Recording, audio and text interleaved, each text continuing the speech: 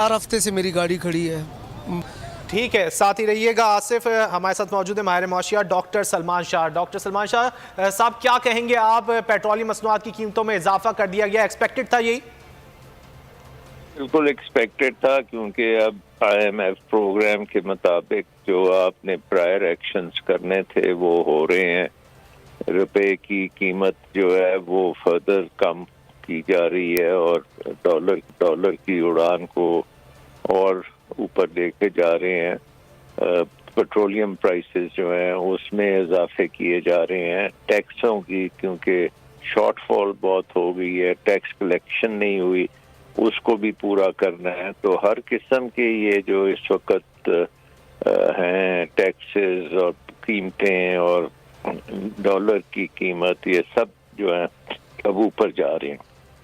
تو سلمان شاہ صاحب، اس صورتحال سے کس طرح نکلا جا سکتا ہے؟ آئی ایم ایف کی جانب سے کس مل جائے گی؟ کچھ بہتری آئے گی؟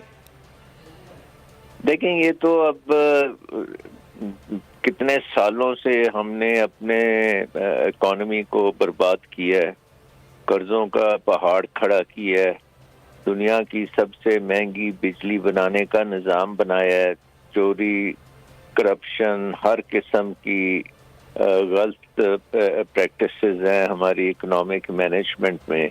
تو اس کو ٹھیک کرنے میں تو خاصا ٹائم لگے گا۔ ہاں، شارٹ ٹرم میں یہ آئی ایم ایف پروگرام اگر ہو جاتا ہے اور دستخط ہو جاتے ہیں، اس کے بعد آپ کو جو آپ کے بیرون ملک قرضے ہیں ان کے بارے میں چین سے بات کرنی پڑے گی، سعودی عربیہ یا دوست ممالک سے آپ کی مدد آنی پڑے گی۔ یہ ساری چیزیں ہونے میں وقت لگے گا، اور اسٹیبلائزیشن میں بھی اگر یہ ساری چیزیں ہوتی گئیں تو 2-3 ماہ میں آپ کی اکانومی اسٹیبل ہوگی، اور اس کے بعد پھر آپ کو اس کو درست کرنا پڑے گا، بجلی کے نظام کو درست کرنا پڑے گا۔